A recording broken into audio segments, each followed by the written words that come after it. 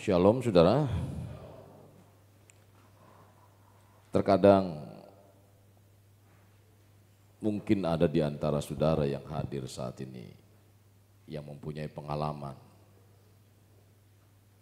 waktu ada persoalan, entah itu persoalan keluarga, entah itu persoalan perekonomian, mungkin juga persoalan sakit penyakit, pekerjaan, lalu saudara berdoa kepada Tuhan, bahkan sampai puasa. Tetapi terkadang Tuhan belum menjawab. Ada yang punya pengalaman barangkali,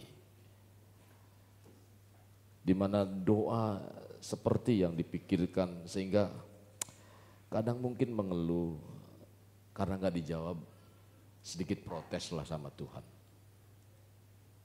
Tapi di ujungnya ketika kita tidak mengerti, malah terjadi satu hal yang baik dalam kehidupannya. Nah, hari ini sebelum mendengarkan firman Tuhan, mungkin saya minta Kopoli mau bersaksi. Ada di sini ke depan, mungkin ada mic.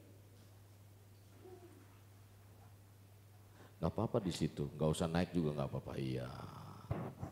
Halo Bapak Ibu, saudara-saudara sekalian, pada pagi hari ini saya diberikan kesempatan pada Bapak Gembala untuk menjadi kesaksian Tuhan Yesus, yaitu Tuhan kita Juru Selamat kita. Saya sangat bersyukur berterima kasih kepada Tuhan pada pagi ini saya ada di tempat ini oleh karena kasih-Nya yang begitu luar biasa. Saya menyaksikan kasih Tuhan kepada hidup saya ini yang begitu sangat luar biasa ya. Saya telah divonis sakit penyakit saya sama dokter. Mungkin di antara Bapak Ibu, saudara-saudari yang telah tahu mengantarkan, bahkan membiayakan. Saya sangat berterima kasih pada saudari Yuyun juga, Bapak Ok, Pak Sen, juga suaminya PPP Pak Sandi yang telah mengikut membantu di dalam hidup saya dari sakit penyakit saya dari hari sampai ke tahun ya sakit saya ini. Begitu luar biasanya Tuhan memberikan kekuatan di dalam hidup saya. Justru oleh karena itu saya untuk mengingatkan kepada Bapak, Ibu, saudara-saudara sekalian, jadilah kita pengikut Tuhan yang sudah dipilih hari ini ada di tempat ini. Saya sangat berterima kasih ya, begitu luar biasanya saya divonis dokter bahwa saya ini benar jantung kerendam, paru kerendam. Nyatanya memang benar, disedot ada cairannya, sadu. Mungkin banyak saksi-saksi di sini yang melihat nyata di hidup saya ini. Terus setelah itu saya divonis lagi, di-scan lagi. Saya divonis dokter di dalam jantung saya itu ada tumor. Setelah putus dari dokter Siloam, dia tidak ada alatnya, jadi saya suruh pulang dulu. Udah begitu saya disuruh ke rumah sakit lagi Darmais. Waduh, saya juga merasa gimana ya di dalam hidup saya. Sepertinya ini terlalu banyak dosa di dalam hidup saya pada Tuhan ya. Pada keluarga saya, juga pada Bapak Ibu Saudara sekalian mungkin ya. Hidup saya ini terlalu sangat mengecewakan gitu. Tetapi Tuhan saya yang luar biasa ini, Yesus Kristus yang telah mati dan bangkit, yang sudah dinyatakan di dalam hidup saya berpikir Tuhan, Engkau yang telah memilih, Engkau yang telah menjadikan. Kalau memang saya ini sakit penyakit saya ada, biar kami serahkan hidup saya ke dalam tangan Tuhan. Yaitu Yesus Kristus yang telah mati, bangkit dan hidup di dalam kita semua. Inilah kemurahan Tuhan. Saya begitu mau berangkat ke rumah sakit, saya memohon sama Tuhan, Tuhan, saya serahkan hidup saya ke dalam tangan-Mu Tuhan. Kalau memang ini sakit penyakit yang ada di dalam hidup saya serahkan. Sampai saya menangis dan berdoa, Tuhan, kami percaya Engkau yang telah menjadikan dan memilih. Sebelum dunia dijadikan, kita sudah dipilih. Saya serahkan hidup saya. Ma, biarinlah semua. Serahin nama Tuhan aja. Tuhan kita yang hidup, yang luar biasa ini. Begitu mau berangkat ke rumah sakit, Darmais, saya udah kebingungan. Untung ada saudari yang baik hati. Di aturan berangkat jam 7, jam 4 dia udah berangkat. Antar saya ke rumah sakit. Nyampe di sono, ternyata dokternya nggak ada. Besok saya berangkat lagi.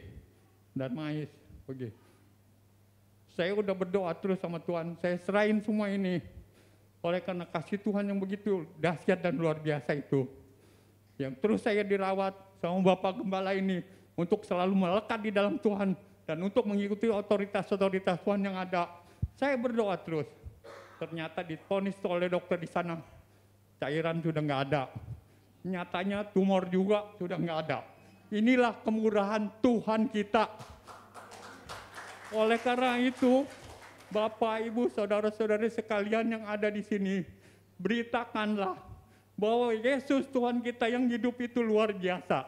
Lihat Bapak Gembala kita yang terus merawat kita, dia begitu luar biasanya.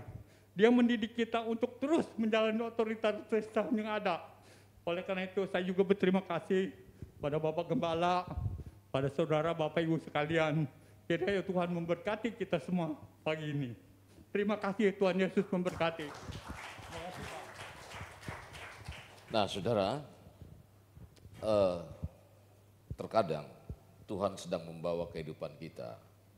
Kita nggak mengerti apa yang harus kita kerjakan, apa yang harus kita lakukan. Ujung-ujungnya banyak kali kita mengeluh dan mengeluh. Tetapi di akhir dari itu, Tuhan selalu memberikan yang terbaik bagi kita. Saya menerima satu kesaksian ketika dia berdoa untuk anaknya masuk kuliah dengan beasiswa dan lain sebagainya, beasiswa. Tetapi dia sudah berdoa, dia sudah berpuasa. Nggak dijawab sama Tuhan, dia ngeluh sama Tuhan. Aduh Tuhan, kenapa begini? Saya sudah berdoa, berpuasa, kok Tuhan nggak jawab? Di balik itu, ternyata Tuhan jawab yang lain. Dia diterima, tadinya dia mau masuk perguruan tinggi swasta. Tapi, nggak tahu gimana, dia ternyata diterima di perguruan negeri. Di perguruan negeri bukan hanya beasiswa full, tetapi tiap bulan dia dapat untuk akomodasi dan lain sebagainya. Kurang lebih sekitar mungkin berapa juta lah tiap bulan. Tuhan punya cara. Terkadang kita nggak mengerti. Nah hari ini saudara, banyak hal yang terjadi dalam kehidupan kita. Kita tidak mengerti apa sih gambar besar Tuhan dalam kehidupan kita. Rencana Tuhan yang begitu besar yang Tuhan hendak berikan kepada kita. Kita nggak mengerti tentang itu. Maka hari ini saya ingin mengajak pada saudara untuk mendengarkan kebenaran firman Tuhan, berpikir menurut gambar besar Tuhan. Nah ini saya ambil foto. Itu apa? Foto apa itu? Sudah tahu ini foto apa? IKN. IKN katanya yang digembar-gemborkan nih bakalannya begini loh gambarnya itu. Jadinya gimana, dikelilingi hutan dan lain sebagainya. Tetapi masih banyak hal yang mungkin perlu dibenahi. Nah, ini gambar besarnya. Gambar besar. Terkadang, saudara, kita hanya ingin mengajak melihat setiap peristiwa, Tuhan mengerti dong saya. Tapi Tuhan sedang mengerti kita dan Tuhan hendak membawa kita kepada rencananya yang lebih baik dan lebih baik. Tapi kita terkadang nggak mengerti apa yang Tuhan sedang kerjakan dalam kehidupan kita lewat persoalan, lewat masalah yang kita hadapi. Nah, paling gampang mungkin saudara bisa flashback dalam kehidupan saudara, saya sampai hari ini sesungguhnya kalau saya nggak diproses ini, saya nggak menerima hal seperti ini. Kalau saya nggak dikeluarkan dari pekerjaan, saya nggak mungkin saya seperti ini. Menerima banyak berkat dan lain sebagainya. Nah saudara-saudara, hari ini saya ingin mengajak saudara untuk memiliki cara berpikir menurut gambar besar. Pengertiannya saudara sama dengan berpikir secara menyeluruh. Jadi gambar besar itu berpikir secara menyeluruh. Jadi bukan hanya saat terjadi persoalan, saudara ngeluh dan coba berpikir, Tuhan apa sih maksudmu yang terjadi dalam kehidupanku saat ini. Nah itu belajar mengerti secara menyeluruh. Jangan menyalahkan keadaan. Keadaan nggak merubah kehidupan hati kita. Yang harus keadaan itu bisa bukan maksud saya, keadaan nggak merubah kalau kita nggak bertindak. Ya, maka coba kita belajar untuk mengerti itu. Berpikir menurut gambar besar, pengertiannya sekali lagi artinya berpikir secara menyeluruh. Kenapa kita perlu memikirkan kerangka berpikir demikian? Sebab saudara, kerangka berpikir dapat diartikan sebagai pondasi dasar. Maksud dari kerangka berpikir adalah landasan berpikir yang akan membantu dalam mengembangkan hasil dari apa yang dipikirkan. Kalau pikiran kita kacau dengan persoalan masalah, saudara nggak akan bisa jernih pikiran saudara.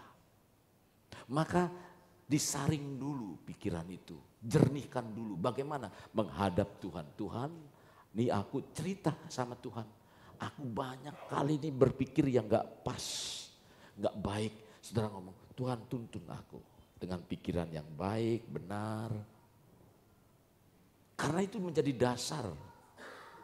Nah, berpikir kritis adalah cara untuk mengetahui sesuatu dengan mengajukan pertanyaan logis terhadap suatu ide atau permasalahan yang hendak mengetahui jawaban secara cermat dan layak terhadap hal-hal yang tidak diketahui secara jelas. Itu kenapa begini Tuhan? Nah saudara boleh berpikir kritis, boleh. Tuhan, ketika engkau tidak masuk dalam pikiranmu, baru Tuhan, aku nggak mengerti nih Tuhan. Caraku nggak ngerti nih, apa yang Tuhan hendak kerjakan dalam kehidupanku Tuhan. Saudara-saudara, mungkin saudara punya rencana untuk masa depan saudara. Masa depan saudara tahu apa yang akan terjadi? Saudara nggak tahu, Tuhan cuma cerita. Aku mau Tuhan begini, engkau mau berkeluarga, aku mau berkeluarga Tuhan. Aku mau begini, tapi aku nggak tahu. Saya nggak menakut-nakuti saudara. Saudara yang mau berkeluarga, senang-senang saudara mau berkeluarga. Kenapa? Tetapi ketika saudara mau melahirkan, sekarang melahirkan normal aja, maaf kata. Normal itu 20 juta. Kalau gaji saudara 5-6 juta, itu normal 20 juta. 5-6 juta gaji saudara, saudara berapa lama harus nabung? Cesar, tergantung rumah sakitnya. Rumah sakit yang agak sedikit mewah, sekitar 40 sampai 60 juta. Kalau mau kelasnya kelas apa? Nah itu berapa? Dulu punya anak tinggal brojol doangan, sekarang punya anak belum lagi sekolahnya. Kalau bukan Tuhan, saudara siapa? Gunakanlah pikiranmu. Sekalipun kau menggunakan pikiran, saudara-saudara yang kasih dalam Tuhan, gak akan menjangkau itu. Ini gak jalan kah? Nah, kita baca di dalam Kejadian 1 ayatnya, Kejadian 12 ayat 1 sampai 3.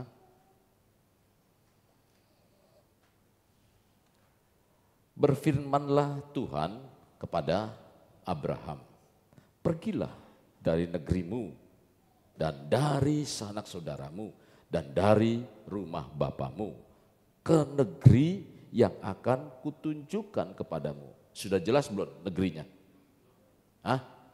Belum? Oke. Aku akan membuat engkau menjadi bangsa yang besar. Sudah jadi? Belum. dan memberkati engkau serta membuat namamu masyhur, dan engkau akan menjadi berkat. Aku akan memberkati engkau, aku akan memberkati orang-orang yang memberkati engkau dan mengutuk orang-orang yang mengutuk engkau, dan olehmu semua kaum di muka bumi ini atau di muka bumi akan mendapat berkat. Saudara, ini gambar besar Tuhan. Kadang Tuhan memerintahkan itu, saudara nggak mengerti secara logika saudara. Tidak mengerti secara akal saudara. Tidak mengerti. Tetapi saudara, itulah Tuhan. Kalau saudara diberikan perintah secara detail, saudara gak mungkin nampung secara akal dan pikiran saudara. Contoh begini, saudara mau menjadi berkat atau diberkati Tuhan, tapi saudara diproses bagaimana? Tak begini, didetilkan caranya sebegini. Lalu ketika saudara sampai detik itu, pernah kan terjadi, Tuhan apa? Tuhan kalau boleh lalukan cawan ini daripadaku. Kenapa? Karena dia tahu apa yang akan terjadi ke depannya itu. Menyusahkan. Dan sebagainya, dan sebagainya. Tetapi saudara tidak sendiri. Karena Tuhan yang mengawal semua itu. Saudara yang kasih dalam Tuhan. Bukan berarti Abraham, kalau saudara tahu Abraham itu tinggal di Ur-Kasdim. Ur-Kasdim daerah Mesopotamia di sana. Ur-Kasdim adalah tempat di mana pada waktu itu peradabannya cukup baik. Dia cukup maju. Bukan berarti Abraham disuruh pergi adalah Abraham dalam keadaan yang gagal. Abraham dalam keadaan yang cukup baik, di keluarganya baik. Dan Abraham meninggalkan bukan kota yang tidak maju. Misalnya contoh begini ya, kita tinggal di desa lalu pergi merantau ke Jakarta atau merantau ke, anggaplah kita negara yang ketiga, kita merantau ke Eropa, kita merantau ke Amerika untuk mencari apa? Mencari kehidupan yang lebih baik. Abraham di tempatnya itu sudah jelas tempat yang baik. Tapi Abraham diperintahkan untuk keluar dari negeri. Maka di sini kita berpikir, ketika menerima satu konsep besar yang Tuhan sedang arahkan kepada kita, bukan berarti saudara nggak boleh berpikir. Berpikir kritis itu penting, tetapi saudara harus waspada. Klik. Nggak bisa ditransfer kah? Jadi ini nggak berfungsi.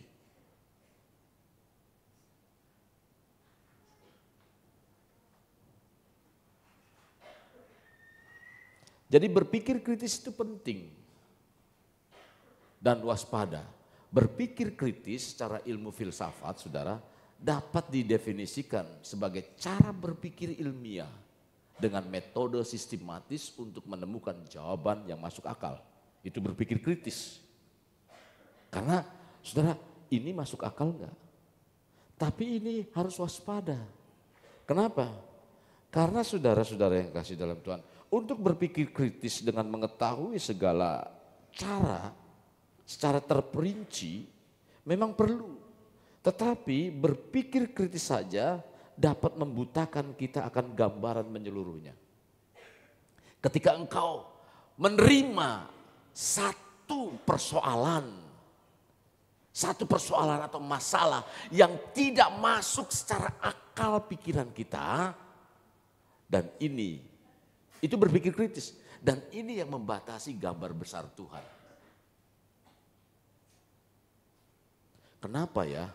Nah mungkin saya pernah ngomong ke Pak Polin, saya bilang jangan tanya mengapanya. Ngapa ya saya susah begini, tarik napas susah. Setiap tarik napas, sebetulnya firman Tuhan katakan, setiap tarikan napasmu ada Tuhan. Karena napas itu kehidupan. Jadi ketika kita narik napas, kita ingat masih ada Tuhan dalam hidup kita. Tapi orang gak pernah berpikir begitu kan? Orang gratis, coba kalau nggak gratis. Aduh terima kasih Tuhan. Oksigen dulu zaman COVID. Berapa banyak yang butuh oksigen, kekurangan oksigen. Berapa duit satu tabung. Satu hari bisa 2 tabung. Berapa duit? Nah kali dah hitung. Bisa bayar Tuhan, suka nuntut Tuhan. Saudara, jadi biasanya orang yang berpikir kritis dalam menjalani kehidupannya menggunakan logika atau akalnya, sehingga hal-hal yang tidak masuk akal secara atau hal-hal yang tidak masuk secara akal, mereka tidak mempercayai walaupun itu berdasarkan firman Tuhan. Itu makanya saya bilang berpikir kritis penting, tapi waspada dan waspada. Saudara yang kekasih, dalam menghadapi peristiwa atau masalah dalam hidup kita yang kita jalani di dunia ini, seharusnya kita memahami ada hal-hal kecil yang tidak dapat dimengerti secara akal. Tidak dapat dimengerti secara pikiran dalam kehidupan kita. Karena apa? Karena pikiran kita yang terbatas, otak kita yang kecil gak mampu. Firman Tuhan katakan, kalau ada hal-hal tersembunyi, biarlah itu urusan Tuhan. Hal-hal yang rahasia, itu urusan Tuhan. Jadi ketika engkau tidak mengerti, langsung connect kepada Tuhan. Tuhan, aku gak mengerti. Biarlah jalanmu yang terjadi, kuatkan aku untuk itu. Berubah ya doanya ya. Jangan ketika gak mengerti, aduh Tuhan kenapa. Giliran ujung-ujungnya baik, saudara apa? Terima kasih Tuhan, dulu sudah mau ngutuk Tuhan. Bangsa Israel ketika diperintahkan untuk apa? Pergi ke tanah Mesir, ke tanah perjanjian. Apa yang terjadi? Selama engkau menggerutu, selama itu pula Tuhan akan putar-putar. Yang seharusnya ditempuh 40 hari, berapa tahun dia harus menempuh bangsa Israel itu? 40 tahun. Artinya jawaban doa tidak segera hadir dalam kehidupan kita. Menghadapi peristiwa atau masalah, seharusnya kita memahami ada hal-hal kecil yang tidak dapat dimengerti secara akal.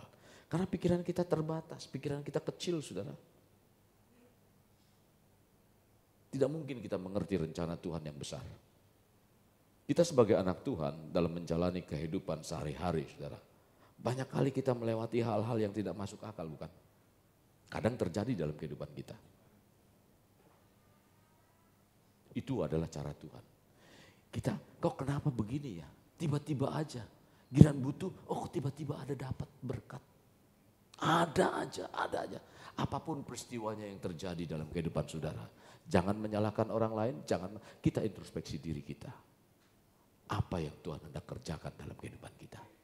Biasanya saudara, cara Tuhan tuh bisa pakai orang lain. Orang-orang yang dekat dengan kita, suami kita, anak kita, mungkin juga sahabat kita, family kita. Tuhan punya cara, berbagai macam cara untuk merubah kehidupan kita menjadi lebih baik. Setuju?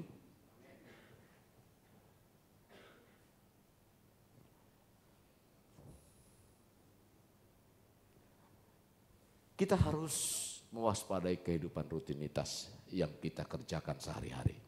Hal ini dapat menjebak hidup. Dapat menjebak hidup kita. Dapat menjebak hidup yang kita jalani. Sehingga lupa melihat dan berpikir menurut gambar besar sebagaimana yang Tuhan rencanakan.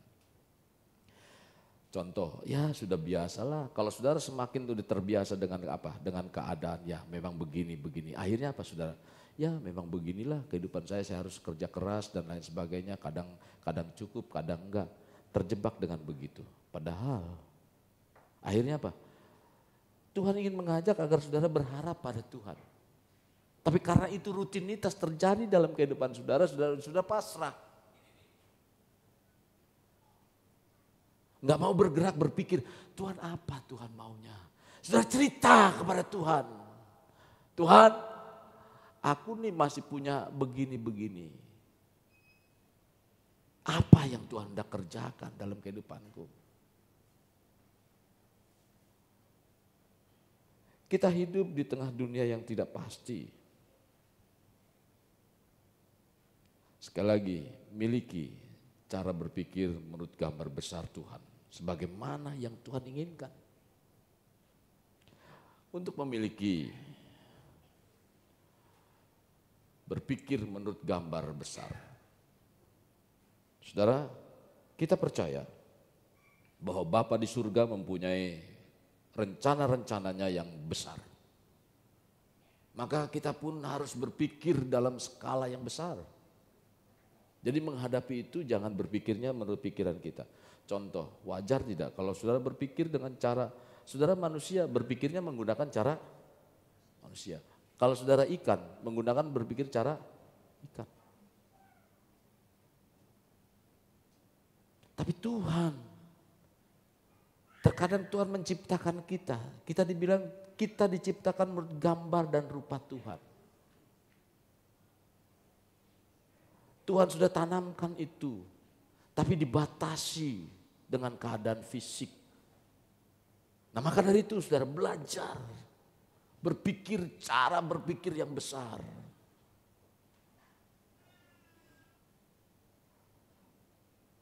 Orang yang demikian bisa berjalan dengan Allah.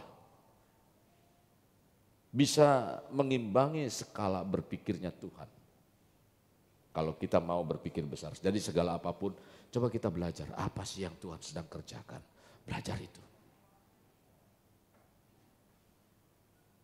Setiap apa? Setiap yang terjadi dalam kehidupan kita. Belajar semua, menarik semuanya kepada Tuhan. Ketika engkau mendapat kehormatan, apa yang Tuhan sedang percayakan kepadaku? Ketika engkau menaik jabatan, apa yang Tuhan sedang percayakan kepadaku? Belajar semua tarik kepada Tuhan. Ketika engkau diberkati, apa yang Tuhan sedang kerjakan kepadaku lewat berkat ini? Jadi orang seperti ini saudara dapat disebut limited edition. Orang yang mempunyai pikiran yang besar, jadi gak banyak loh. Saudara mau mana? Orang yang banyak atau orang yang sedikit? Orang yang banyak biasanya orang yang tidak berpikir besar. Yang selalu mengeluh, punya masalah, mengeluh. Tapi kalau orang yang limited edition adalah orang yang berpikir besar. Apapun yang terjadi, dia selalu berpikir ada rencana Tuhan untuk kehidupanku. Dan limited edition ini mahal loh. Mahal gak? Mahal. Saudara mau jadi, kan Tuhan mau menjadikan kita berharga. Tapi kita sendiri obral. Gak mau kita jadi orang yang berharga. Apalagi, coba cari mobil-mobil yang limited edition. Apalagi kalau udah mobil tua. Dulu orang tua saya punya Corolla limited edition. Jadi cuman hanya beberapa barangkali. Dan ini orang-orang yang punya uang ngeburu yang seperti itu.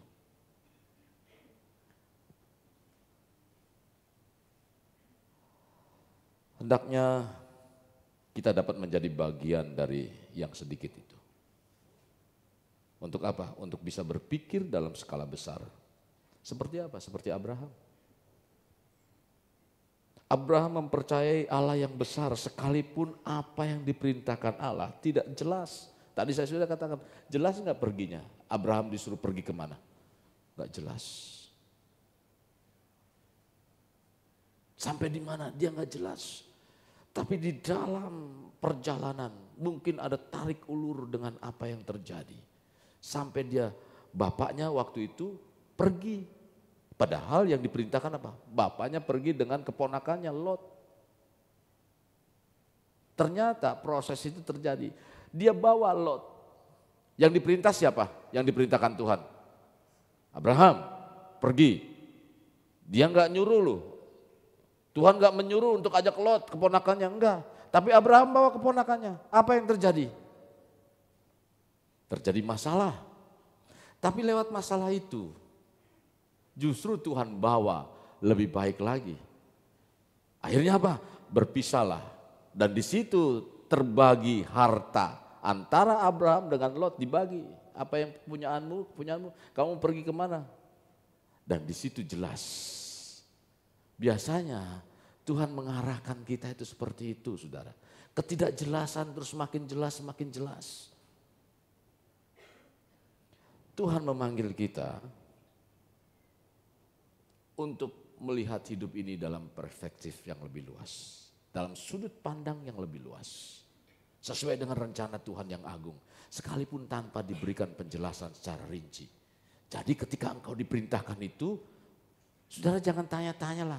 Saya dulu pernah saksikan kepada saudara. Ketika saya dalam kekurangan, waktu ada di negeri orang. Saya belum dapat pekerjaan, segala macam. Lalu saudara, ketika itu saya ibadah, saya sudah berdoa masih belum dapat pekerjaan. Tinggal uang $5. Pada saat ibadah, ada suara hati, beri semuanya. Saya sudah tahan-tahan. Saya sudah kodok ini. Nah, persembahan sekarang kan pakai amplop ya. Dulu mah enggak.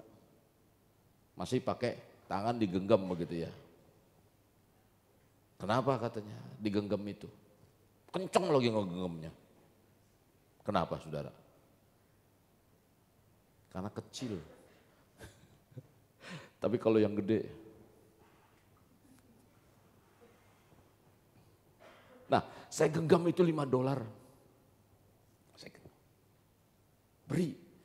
Sudah dekat, semakin dekat. Saya semakin kenceng saya genggam. Saya makin ngeraskan hati. Enggak, saya besok ntar makan apa? Semakin dorongan itu semakin kuat, semakin dekat kantong persembahan. Akhirnya apa? Tanpa sadar saya langsung beri.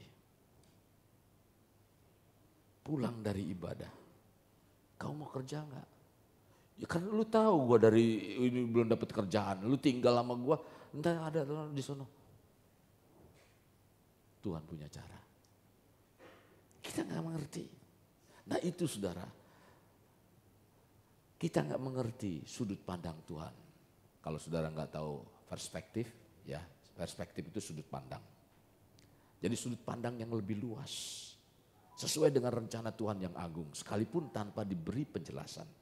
Maka saudara, menurut gambar besar Tuhan itu, rencana percayalah, gambar besar Tuhan itu suatu rencana yang selalu baik. Rencana selalu baik. Mengapa? Penting untuk kita ketahui menurut gambar besarnya. Mengapa untuk mengetahui gambar besarnya? Karena Alkitab dengan jelas mengatakan bahwa kita diciptakan menurut gambar dan rupa Tuhan. Ingat lu itu.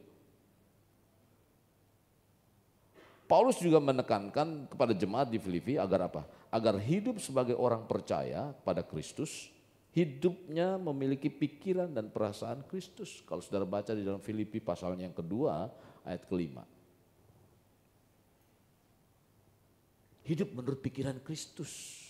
Jadi pikiran kita yang terbatas, kenapa sih? Makanya dibawa untuk semakin mendekat dengan Tuhan, semakin melekat dengan Tuhan, supaya pikiran kita diubah.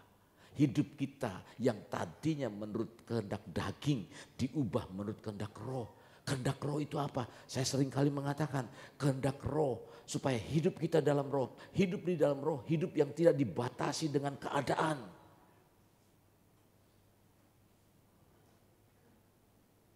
Hidup yang selalu dibawa hal-hal yang tidak dimengerti. 1 Korintus 2 ayat 8, apa yang tidak pernah dilihat oleh mata, apa yang tidak pernah didengar oleh telinga, dan apa yang tidak pernah timbul di dalam hati. Itu yang diberikan kepada apa? Siapa? Orang yang mengasihi Tuhan. Orang yang mengasihi dia. Jadi orang Kristen dikasih enggak? Belum tentu. Saudara jangan bangga dengan ayat itu. Tapi sudah mengasihi Tuhan enggak? Nah, kita harus memperjuangkan bagaimana kita memiliki keserupaan dengan Yesus. Agar kita benar-benar menjadi manusia seperti yang Allah inginkan dan Allah kehendaki. Sesungguhnya saudara, hal ini luar biasa. yang Tuhan inginkan dalam kehidupan kita. Tidak boleh kita pandang sederhana atau kita tidak boleh pandang remeh. Tuhan ingin membawa kita untuk menjadi serupa dengan Dia. Enggak boleh pandang remeh. Dimulai dari apa? Pengertian kita mengenai hal yaitu kita diselamatkan untuk menjadi serupa Kristus. Maka kita bisa berpikir menurut gambar besarnya. Kalau kita mau, ketika saya menerima Yesus Kristus, Tuhan bawa kita untuk menjadi serupa Kristus. Nah, ketika hati kita seperti itu, memiliki hati dan pikiran untuk itu, kita akan dibawa untuk mengerti itu. Jangan menjadi orang Kristen yang saya sudah Kristen, sudahlah begini-gini aja. Jangan. Karena banyak janji-janji Tuhan yang belum mungkin kita genapi dalam kehidupan kita. Di mana Tuhan ingin mengarahkan hidup kita untuk menjadi serupa dengan Dia. Karena ketika engkau menjadi serupa dengan Dia, engkau akan mengalami banyak hal yang terjadi dalam kehidupanmu. Ketika engkau tidak mengerti, maka engkau dibuat mengerti. Ketika engkau tidak tahu, maka engkau akan dibuat tahu. Dan Tuhan adalah Tuhan yang selalu memberi yang terbaik dan terbaik dalam kehidupan kita. Maka bawalah, Tuhan, aku mau menjadi serupa dengan Engkau. Dan ini menjadi penting, saudara.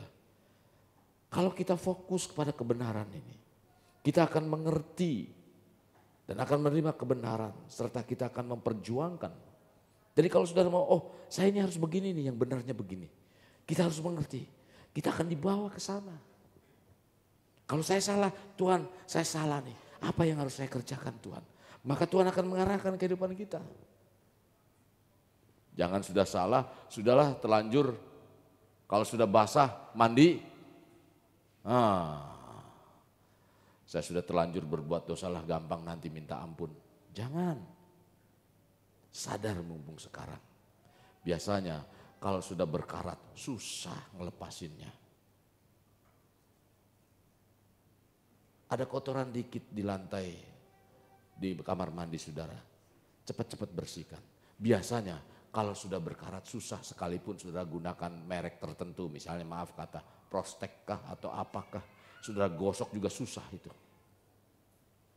Yeremia 29 ayat 11 mengatakan, saudara, dengan jelas, sebab aku ini mengetahui rancangan-rancangan apa yang ada padaku mengenai kamu. Siapa yang tahu? Siapa? Rancangan siapa? Tuhan. Kepada siapa? Pada kita. Sekali lagi saya bacakan. Aku tahu sebab aku mengetahui rancangan-rancangan apa yang ada padaku mengenai kamu. Demikianlah firman Tuhan, yaitu rancangan damai sejahtera. Bukan hal-hal yang tidak baik. Jadi Tuhan merancang hidup kita supaya kita ada damai. Sekarang saya tanya, Om, bagaimana damai? Hidup ada damai. Saya kan gak damai karena gak ada uang. Tapi Tuhan bilang apa? Supaya kamu ada damai sejahtera. Berarti Tuhan akan komplitkan itu. Om, bagaimana saya bisa damai? Ada uang tapi pikiran saya pusing, sakit, kepala nyut-nyutan. Tuhan akan pulihkan. Karena supaya damai itu loh. Damai itu. Damai sejahtera dan bukan rancangan kecelakaan untuk memberikan kepadamu hari depan yang penuh harapan. Tuhan memiliki rencana yang indah bagi setiap kita. Klik. Jadi ketika kita fokus pada gambar besar Tuhan, kita dapat melihat bagaimana setiap kejadian, apa yang terjadi dalam kehidupan kita, baik yang menyenangkan maupun yang menyakitkan adalah bagian dari rencana besar Tuhan. Jangan cuma hanya menyenangkan doang, saudara. Tapi ujung-ujungnya ada sesuatu yang besar. Ingat Daniel. Daniel ketika ditolong dari negerinya, dibawa kemana? Ke negeri Babil, Babilonia. Ketika dia dibawa ke Babel, diapain dia? Dia menjadi tawanan. Tapi dia ikut, dibawa jadi tawanan, dia ikut. Akhirnya apa? Dia jadi pegawai istana. Berubah lagi. Ketika dia pegawai istana, dia menyembah Tuhan, tetap dia menyembah Tuhan. Apa yang terjadi? Ada perintah orang yang menyembah Tuhan ditangkap. Apa yang terjadi? Dia ditangkap, dimasukkan kemana? Dapur api, goa singa.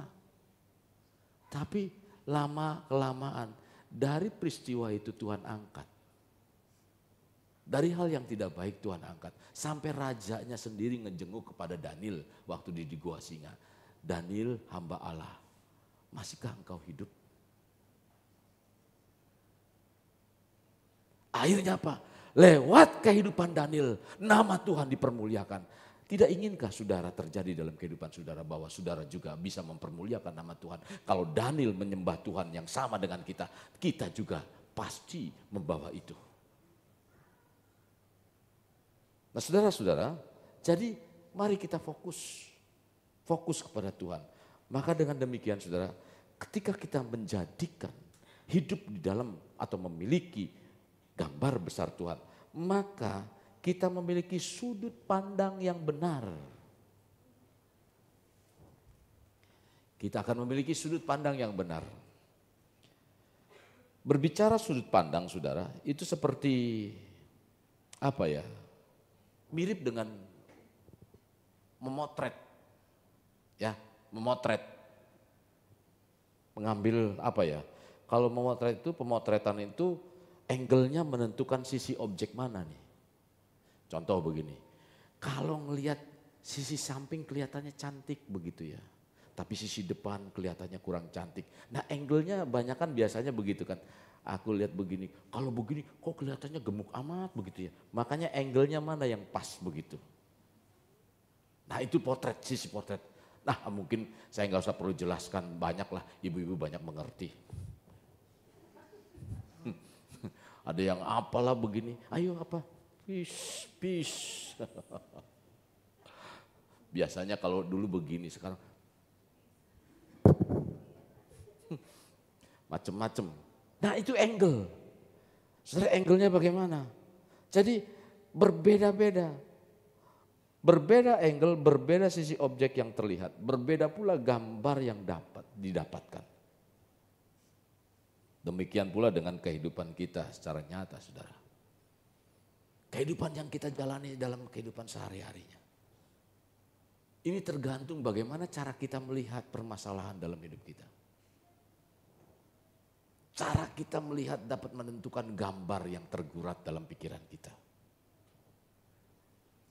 Menentukan penilaian kita, menentukan sikap dan tindakan kita. Jadi kalau kita melihat masalah tergantung. Nah maka itu mari bawa terbang tinggi. Biasanya kalau orang tersesat di jalan atau di hutan biasanya. Kalau sudah tersesat jalan di hutan maksud saya. Jadi ketika sudah tersesat, sudah mentok ke sana, mentok ke sini. Biasanya kalau saudara bisa naik, saudara naik pohon yang paling tinggi.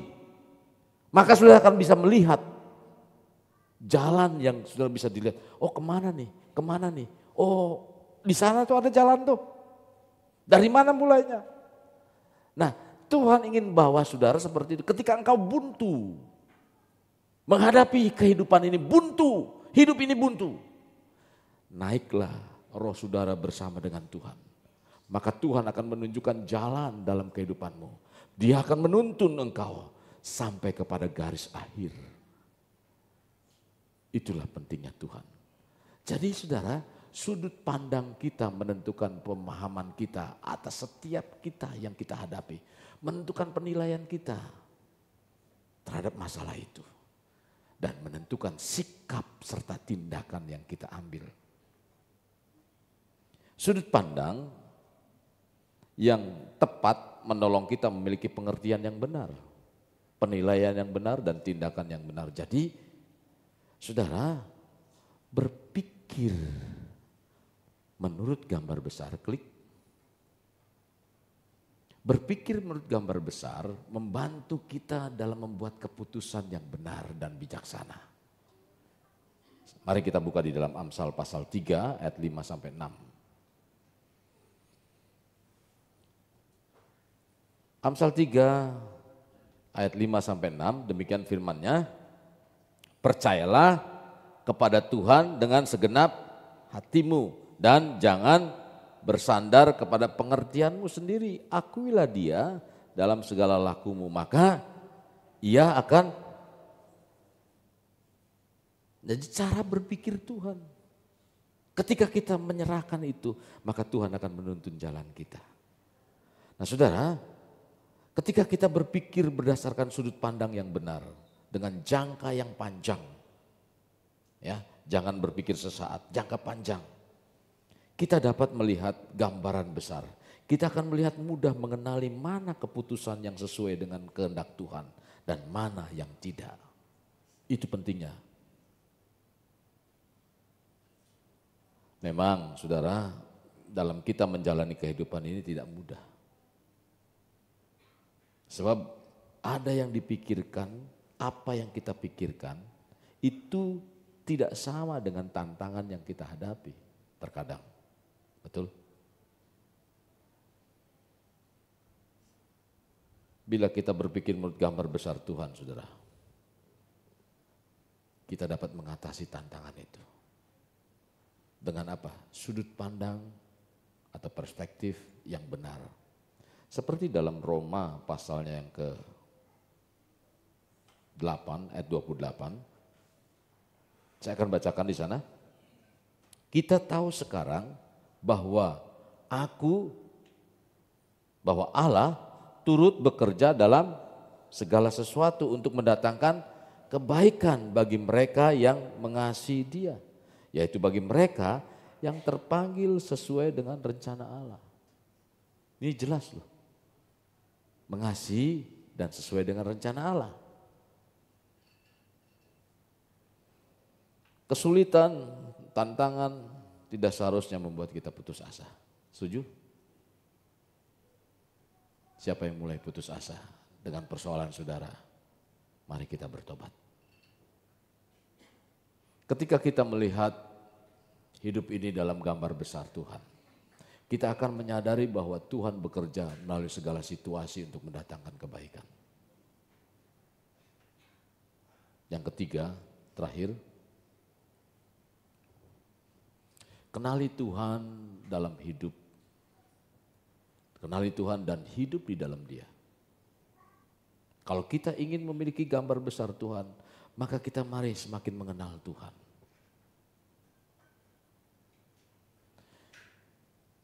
Saya ingin mengajak saudara untuk mengenal Tuhan. Tadinya saya sudah mau, udahlah berhenti aja lah saya. Tapi nggak bisa, saya terus memacu saudara dengan apa? Dengan mungkin bagaimana menyapa saudara dengan renungan. Bagaimana, walaupun kata-katanya sedikit begitu ya. Bagaimana hidup saudara? Sudahkah melekat kepada Tuhan? Sudahkah tetap menjalani hidup ini dengan baik? Berpikir benar tentang itu. Dan itu nggak bisa, nggak lepas dari saya. Saya kepingin apa? Kepingin saudara dan saya maju sama-sama. Tadinya saya berpikir udahlah, tapi ya udah terserah siapa yang mau maju ya majulah begitu. Saya sudah sampaikan saja.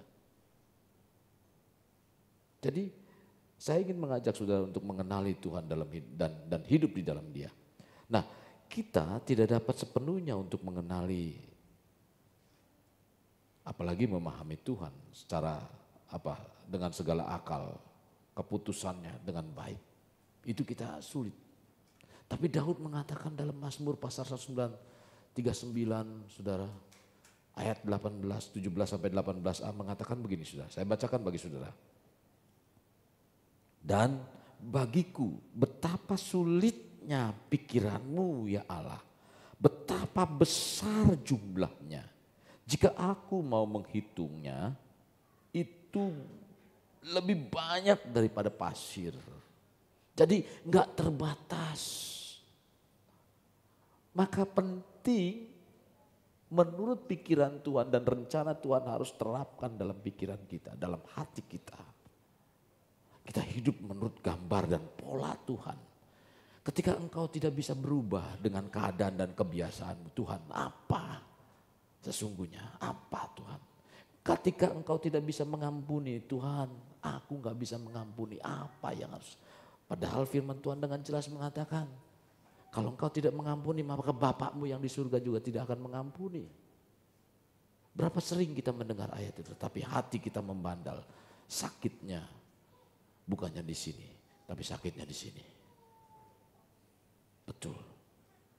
Ketika engkau nggak mampu, engkau berkata kepada Tuhan, Tuhan aku nggak mampu. Tuhan akan meneteskan air yang sejuk dalam hatimu, yang panas itu, dan mengubah. Sehingga engkau bisa berkata, say hello kepada orang-orang yang pernah menyakiti hatimu. Sebenarnya ada beberapa kebenaran mendasar yang dapat kita pegang agar kita mengenali dan memahami. Dengan demikian kita mudah menerima pola pikir Tuhan. Sehingga kita dapat hidup dengan Dia, dalam Dia. Karena apa? Karena kita mengerti kehendaknya. Jadi ketika kita mengerti itu, ketika kita hidup dengan itu, ya, mengenali Tuhan, maka kita akan dibawa untuk hidup dalam Tuhan. Semakin antusias. Nah, coba saudara bisa bedakan.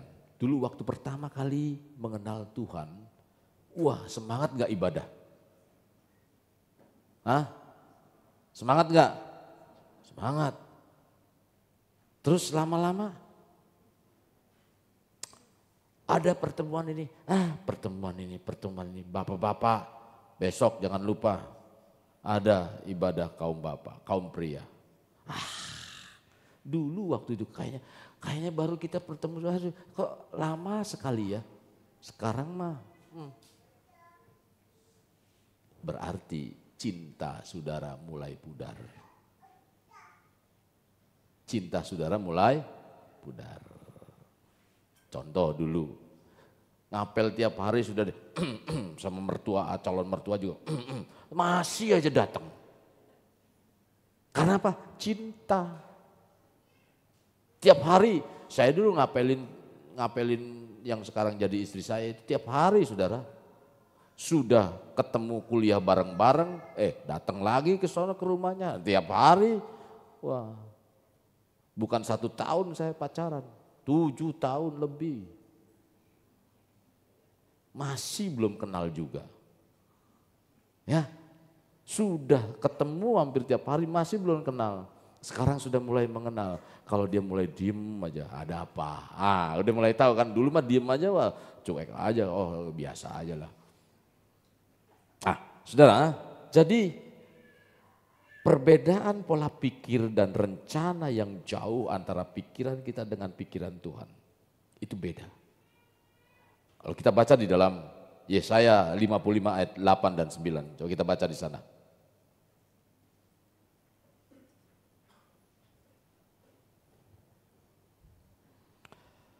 Sebab rancanganku bukanlah dan jalanmu bukanlah jalanku. Demikian firman Tuhan. Seperti tingginya langit dari bumi, demikianlah tingginya jalanku dari jalanmu dan rancanganku dari rancanganmu.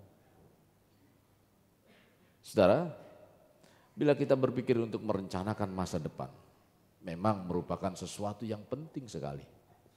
Dan itu sangat baik.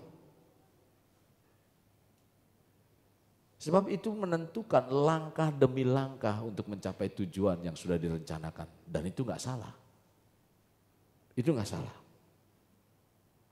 Namun kita harus menyadari bahwa sepandai-pandainya manusia merencanakan, sepandai-pandainya manusia punya mengelola atau merencanakan masa depan, tidaklah mungkin sebaik atau maksud saya begini, tidak mungkin baginya untuk menentukan masa depannya hanya dengan keyakinannya sendiri. Sekalipun kita pintar, tidak mungkin. Hanya dengan keyakinannya sendiri, begini-begini. Coba belajar dengan kepintaran kita, plus serahkan kepada Tuhan. Maka Tuhan akan menuntun. Sekalipun gagal, engkau akan dipulihkan.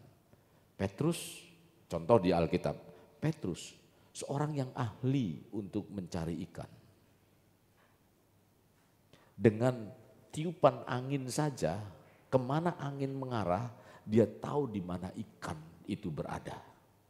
Tapi apa yang terjadi kalau saudara baca kisahnya? Pernah nggak Petrus gagal? Pernah. Semalam-malaman aku menjaring. Tidak dapat satu ekor pun aku terima.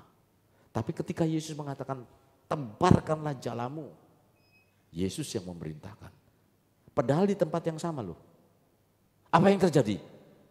Hasil. Jadi orang yang punya pengalaman jangan guna. Plus, harus ada plusnya. Sertakan Tuhan. Engkau pintar? Bagus. Gunakan pikiranmu plus pikiran Tuhan. Maka engkau akan menjadi orang yang terus hidup dalam kemenangan. Jadi kehidupanlah tidak sederhana saudara. Hanya dihitung dari sudut pandang secara matematis. Ya, kehidupan tidak sederhana dihitung secara matematis. Mungkin secara logikanya ya matematiknya. Oh hitungannya ini. Pas. Ilmu pastinya lah begitu ya. Secara ilmu pastinya itu begini dihitung secara matematisnya. Oh ini masuk akal nih. Secara ekonomisnya ya perhitungannya ini menguntungkan. Terkadang saudara yang seperti ini kita perlu menyadari bahwa di dalam hidup ini terkadang jauh di atas dan jauh melampaui pikiran kita. Terkadang dalam kenyataan itu ada sesuatu yang jauh tidak bisa kita jangkau secara matematis. Tidak bisa kita jangkau secara apa? Secara ekonomisnya itu nggak bisa. Tetapi saudara-saudara yang kasih dalam Tuhan, ini Tuhan akan adakan itu. Ada faktor yang mungkin kita tidak bisa dijangkau itu. Kita tidak duga dengan pikiran kita. Sebab di dalam hidup ini ada rancangan Tuhan yang begitu besar yang kita tidak bisa mengerti dengan kehidupan kita. Nah untuk itu hendaknya kita kenali Tuhan dalam hidup kita dan hidup di dalam Dia. Maka gambaran besar itu saudara akan terima. Berdoa, memohon agar Tuhan memberi kita hikmat pengertian untuk selalu melihat dalam menjalani hidup ini. Agar sesuai dengan gambaran besar Tuhan. Ya kita doakan atau kita berdoa. Apapun yang saudara gumuli, apapun yang saudara geluti, saudara-saudara yang kasih dalam Tuhan. Hal penting bagi kita sekarang ini, saudara, adalah belajar untuk berpikir menurut gambar besarnya. Pertanyaannya adalah, sudahkah kita percaya kehidupan kita kepada Tuhan? Klik.